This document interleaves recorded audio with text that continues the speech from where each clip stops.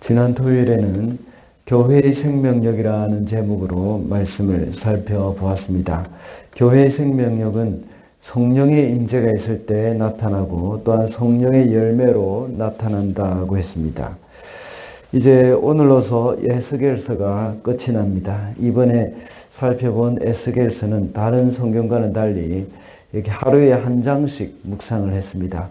보통 선지서는 반복적인 부분이 많이 있기 때문에 굳이 단락을 끊어서 묵상하기보다는 한 장씩 이렇게 살펴봤던 것입니다. 에스겔서 첫 시간에 우리가 말씀을 나눈 것처럼 전체 내용을 한 번 더 살펴보고 마무리를 하고자 합니다. 에스겔서는 크게 두 부분으로 나누어집니다. 첫 번째 부분은 1장부터 32장까지의 말씀인데 하나님이 유다를 심판하신다는 말씀을 하고 있습니다.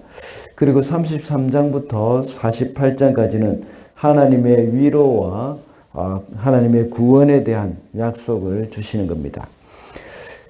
에스겔의 심판의 메시지 중에서 1장부터 24장까지는 유다의 심판에 대해서 말씀을 하고 있고 25장부터 32장까지는 이방민족의 심판도 역시 함께 말씀을 하고 있습니다.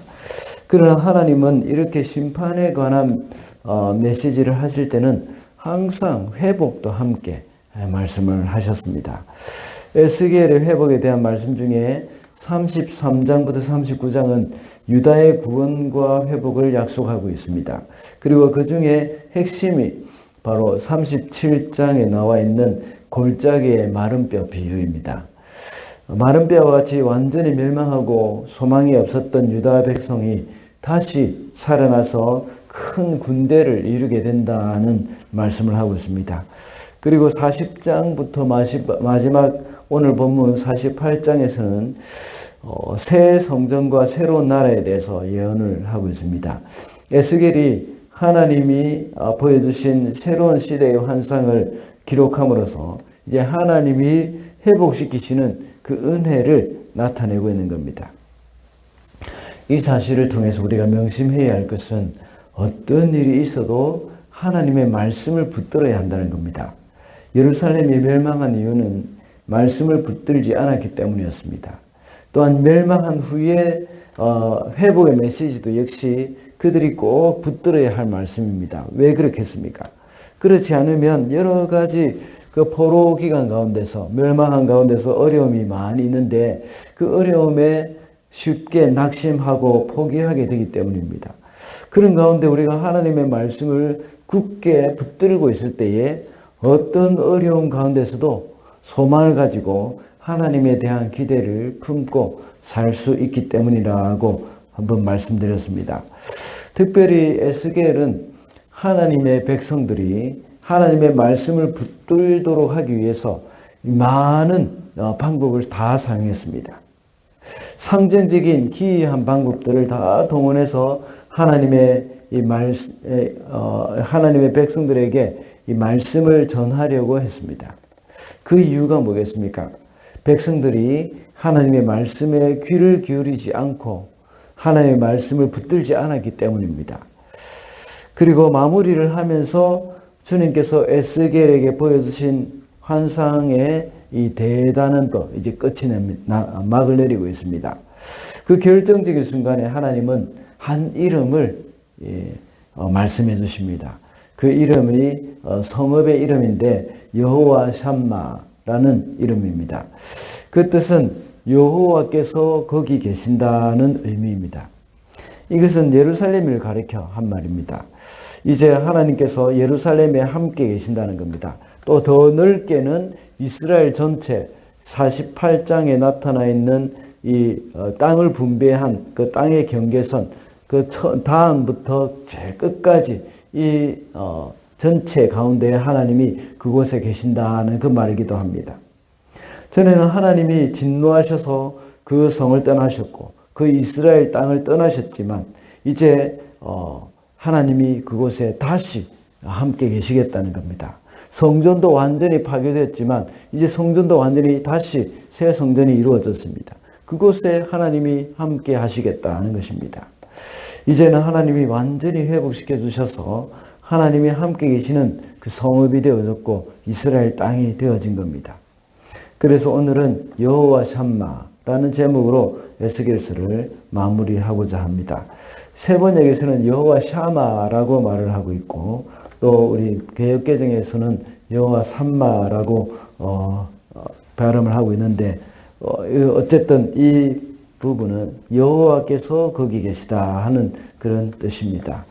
첫째로 하나님의 백성 가운데 여호와께서 계십니다.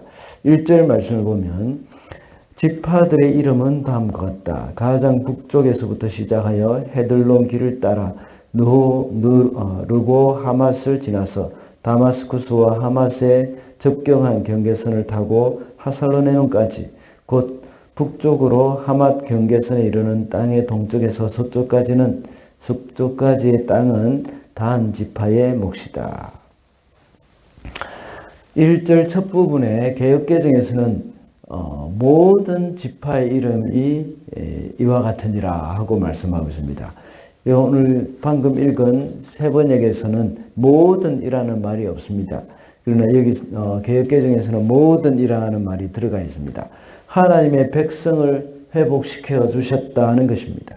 이것은 이스라엘 12지파를 처음과 같이 다 회복시켜 주셨다는 의미가 아니라 이것은 하나님의 교회, 하나님의 백성 그것을 상징적으로 말하는 겁니다. 이스라엘의 12지파는 오늘날 하나님의 백성인 교회를 상징하는 겁니다. 그래서 모든 지파라고 할 때에 하나님이 회복시켜 주신 당신의 교회, 하나님의 교회를 말씀하고 있는 겁니다. 하나님은 이렇게 회복시켜 주신 하나님의 백성 가운데 계시겠다는 것입니다. 이 말씀이 나중에 마태복음 1장 23절에 잘 이루어졌습니다. 보아라, 동정녀가 잉태하여 아들을 낳을 것이니 그의 이름을 임마누엘이라고 할 것이다. 하신 말씀을 이루려고 하신 것이다. 임마누엘은 번역하면 하나님이 우리와 함께 계시다는 뜻이다. 이렇게 기록되어 있습니다. 이것은 다른 말로 하면 여호와 삼마, 하나님이 거기 계신다는 그런 의미입니다. 예수께서 이 땅에 오심으로 이 약속이 이루어졌고 나중에 오순절날 성령님이 강림하심으로 말미암아서 하나님이 우리와 영원히 함께 하시게 되어졌습니다. 우리 속에 하나님이 계심으로 우리가 하나님의 성전이 되었습니다. 우리가 주님의 거룩한 존이 되어진 겁니다. 지금까지 에스겔서를 살펴보면서 하나님이 회복시켜 주실 새로운 성전의 구조와 기능에 대해서 다 말씀을 살펴봤습니다. 이것이 한편으로는 신약의 교회요, 또 한편으로는 주님의 몸된 성전인 저와 여러분, 우리 성도들 각 개인을 가리키는 것임을 우리가 명심해야 하겠습니다. 이렇게 함으로 신약의 교회뿐만 아니라 우리 성도 각 개인도 역시 하나님 앞에 예배를 드리는 기능임을 잊어서는 안 되겠습니다. 예배하는 것이 바로 성전의 기능일 것 같이 성령의 전인 우리 몸도 역시 우리 성도 개개인도 역시 하나님 앞에 거룩한 삶으로 예배하는 일을 게을리 해서는 안 되겠습니다. 둘째로 거룩한 공동체 안에 하나님이 계십니다. 35절입니다. 이렇게 그 둘레가 18,000자이다. 이 성읍의 이름이 이제부터는 여호와 샤마라고 불릴 것이다. 방금 읽은 본문에서는 이 성읍이라고 말씀하고 있습니다. 이것은 예루살렘 전체를 말씀하고 있는 겁니다. 첫 번째 대지에서는 하나님의 백성 각 개인에게 하나님이 함께 하신다고 볼 때에 이제는 하나님의 성읍이라고 할 수 있습니다. 다시 말하자면 성읍이라는 그 공동체 안에 계신다는 겁니다. 그래서 마태복음 18장 20절의 말씀과 같이 두세 사람이 내 이름으로 모인 곳에 나도 그들 중에 있느니라 하고 말씀하셨습니다. 이것은 공동체를 말씀하고 있는 것이죠. 주님의 이름으로 모인 공동체, 다시 말하자면 우리 교회 공동체를 말씀하고 있는 겁니다. 교회 공동체는 세상의 어떤 모임과도 다른 것입니다. 교회 공동체를 볼 때 인간적으로 그렇게 매력적이지 않을 수도 있습니다. 그리고 별것 아닌 것처럼 보일 수도 있습니다. 그러나 교회는 세상의 어떤 모임보다도 힘이 있고 아름다우며 영향력이 있는 그런 모임, 그것이 바로 교회 공동체입니다. 세상 모임 중에 모든 사람들이 부러워할 만한 그런 재벌, 기업가들의 모임이 있습니다. 또는 정치 지도자들의 모임도 있습니다. 겉으로 보기에는 이런 부류의 사람들이 세상을 움직이고 전 세계의 경제를 들었다 놨다 한다고 생각이 들기도 합니다. 그러나 실제로 역사를 이끌어 가시는 분은 교회와 함께 하시는 하나님이십니다. 그래서 이 세상의 유일한 희망은 G7과 같은 세계 선진국 정상들이 모이는 모임이 아니라 바로 교회 공동체입니다. 하나님이 교회와 함께 하시기 때문입니다.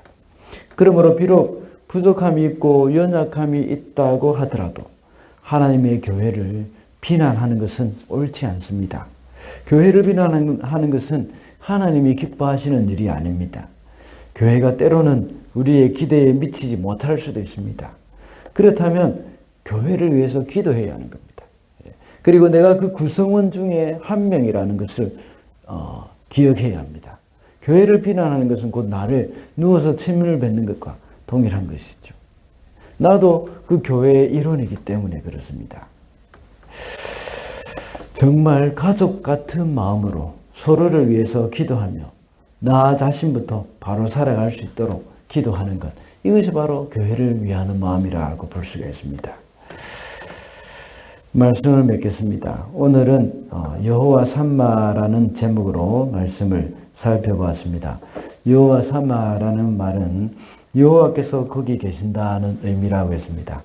하나님이 어디에 계십니까? 바로 하나님의 백성 한 사람 한 사람 가운데 계시고 거룩한 공동체 가운데 계신다고 했습니다.